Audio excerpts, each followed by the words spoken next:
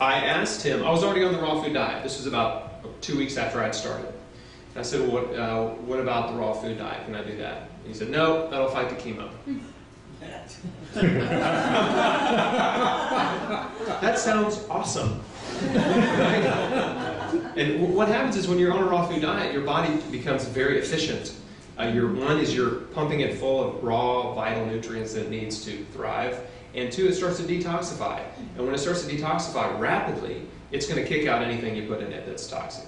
And so it'll kick the chemo out very fast. And that's why they don't want you doing it. A chemotherapy treatment, it needs to linger in your body to kill cancer cells and whatever. So they don't like you doing it. Plus, chemotherapy destroys your immune system, and so even just an apple, raw apple, can have bacteria on it that can cause a big problem in your body because your immune system's decimated. Normally, if you're healthy, I mean, we're all full of bacteria anyway, but if you're healthy, eating an apple, eating raw foods is not a problem. But it is on chemotherapy. So he said, that's out. I said, are there any alternative therapies available? He said, no, there are none. If you don't do chemotherapy, you're insane. That's it. So we left. I believe I was terrified, probably the scariest I've ever been at that moment. He definitely used fear very well, very effectively. Oh, there's one other thing he said before we left. He said, listen, and I'm not telling you this because I need your business. I promise you, he said it. And I was like, what? Like, business? Like, this is, what does this have to do with business? Little did I know, right? Yeah, it's a business. Oh, gosh. Right, this guy, this is his job. This is how he makes money. This is how he pays for his house and his car and sends his kid to school and all that kind of stuff. So they're in business. They need to treat patients. That's how they make money. You know, there's a funny quote. Molière said it in 1664. He said, I believe medicine is the best of all trades because whether you do any good or not, you still get your money. Right? So we left. My wife and I sat in the car and cried and prayed some more because we were terrified. But God's good. I continued on with the diet, and along the way, He just kept bringing people into my life that would encourage me and remind me that I was doing the right thing. Because there's a lot of fear when you swim upstream, you know, and you don't have any help or support. You just don't know if what you're doing is right, and you wake up every morning wondering, am I getting worse? Am I getting better? You know, I don't know. I feel good, you know, but I don't know what's going on. I mean, I take a shower and I'm just thinking, like, what is going on inside my body right now? You know what I mean? That it's just such a strange, it's strange to have a sickness or a disease that, any disease, because you can't control it. Like, it's happening to you, but you have no control over it. It's not like it's not like a water faucet you can turn off. So, the shortest version of the story is I converted to the raw vegan diet. I started juicing. I drank copious amounts of vegetable juice. I did juice fasts. I did every alternative and natural therapy I could find and afford. And there's a big long list of them. A couple of years ago, I started this blog called chrisbeatcancer.com. And because what happened was, I beat cancer, obviously. It didn't come back.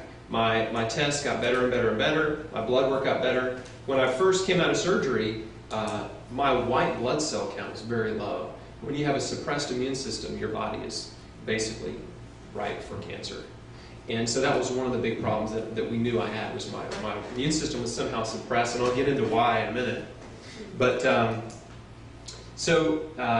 stuck with that diet, did all these therapies, and I worked with a naturopath in Memphis, and just over time I just got better and better and better and better. And then, you know, all of a sudden it was like, gosh, I keep running into people and they're like, what did you do? And I'm like, well, do you have 4 hours? I can explain it all. So I just thought, you know, I'll just do this blog and I'll put all the information online, and then I can just send people there and I don't have to tell the story over and over again. And look at me, here I am telling the story. But the blog is funny because when you put your, you know, it's the power of the internet. You put your story out there, and then people from all over the world find you, and all of a sudden it's like, oh wow, there's a lot of people out there looking for this information and wanting to know what to do because they don't want to do chemotherapy because they saw their mom suffer and die from chemotherapy, or their sister or their brother or whatever. So, or they are suffering.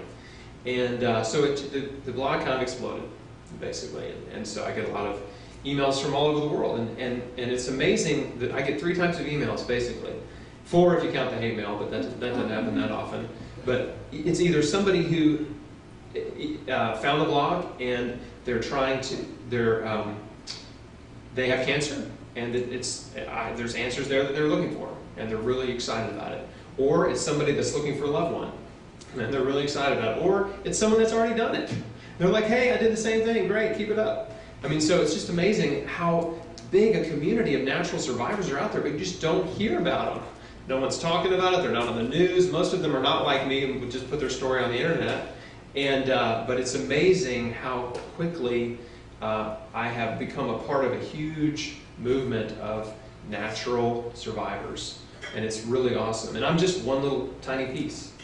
And so, really, and I even share their stories. Anytime I find somebody that's a natural survivor, I'm like, oh, let me tell your story on the blog. You know, so it's really more about that than it is about me. You know, again, what I did has worked for a lot of people, but it's not the one answer because everybody's different. And sometimes, I love what Judy said, and I agree with it 100%. You know, there's a spiritual and emotional connection to cancer, and it's all related to stress. When you have negative emotions in your life, fear, anger, bitterness, jealousy, envy, like all those emotions create stress, and they suppress your immune system. They'll make you sick. And so I'm not going to retell her talk because it was awesome. For anybody watching the video, definitely watch Judy's video because it's great on how to deal with emotional, you know, clean up your emotional life, basically. So what I want to talk about now is there's basically 3 lies that the medical and pharmaceutical industry have propagated for the last 100 years or so. Okay, 3 big lies. The first one is that, which one am I going to tell first? The first one is nutrition and natural therapies, or just nutrition, it doesn't matter. Your diet and lifestyle don't matter. Now, if you watch the news, you see all these reports that diet and lifestyle do matter. They're studying it constantly, and there's so much science behind diet and lifestyle that improve your health. But yet when you go to the doctor's office, the answer is never diet and lifestyle. It's always prescription drugs, surgery, etc. So many of you know doctors have very little training in nutrition, and nutrition doesn't make you any money. So you can't prescribe someone to go home and eat raw food as a doctor. You're not allowed to anyway because the FDA, it's not an FDA-approved therapy. You can recommend, in addition to this prescription drug, maybe you should make some diet changes. But so that's line number 1, is that your diet and lifestyle don't matter. Line number 2 is that natural therapies don't work. And the reason they propagate this lie, natural alternative therapies don't work, is because, number 1, they cannot make money off blueberries, right? They can't make money off garlic, off of turmeric, off of ginger, like all these awesome herbs and phytonutrients in food that support your body. There's no money in it. So what's the point? They can't regulate it. There's no money in it. They can't, you know, even from a practical standpoint, they can't come to your house and force you to eat, you know, good food. They can regulate how much prescription drug you'll take. And so if you, once you understand that there's just no money in natural therapies and nutrition from a medical standpoint. There's no point in spending millions of dollars to research it, because even if you research it, you can't patent it. And so why would a company from a business standpoint spend millions of dollars to create a product that's a natural product that they can't patent? They'll never get their money back because the competition can just create the same product. So that's line number 2. And then, so number 1 is that your diet and lifestyle don't matter. Number 2 is that natural therapies don't work, right? It's amazing to me how little attention they're paying to this. But the internet has completely transformed it. I mean, if you go to YouTube and just Google natural cancer therapies, you get tons of people that are just on there going, hi, my name is so-and-so, and this is what I did. You know, just like putting their stories out there. I mean, they're just everywhere. And that the tide is turning toward natural therapies because so many people are seeing that pharmaceuticals aren't the answer. They're only a temporary solution. They're only hiding a symptom, and they're not giving you, your body's not healing, you're just covering up a symptom. A pain pill makes pain go away, but it doesn't fix the problem. It's not solving the root cause of the problem. So let me talk about lie number 3. Lie number 3 is you're powerless to heal yourself. That you have to depend on us to do it. And this builds on the other two, really. If diet and exercise and your lifestyle don't matter, then your disease is basically just bad luck. You are, unfortunately, a victim of your disease. You're powerless to do anything about it, so you have to rely on the medical establishment to help you. Does anybody in here believe that? Probably not, if you're in this group. Preaching to the choir.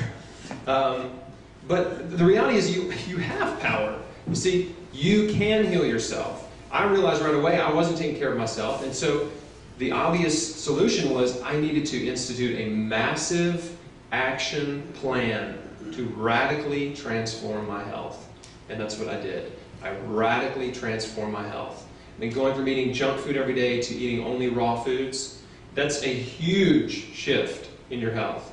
Going from drinking Dr. Peppers every day to drinking vegetable juice 8 times a day, huge transformation in my health. Going from no exercise to running and lifting weights and just doing things, rebounding, doing things that would support my body, huge transformation, right? And I stuck with it because I was determined to heal myself.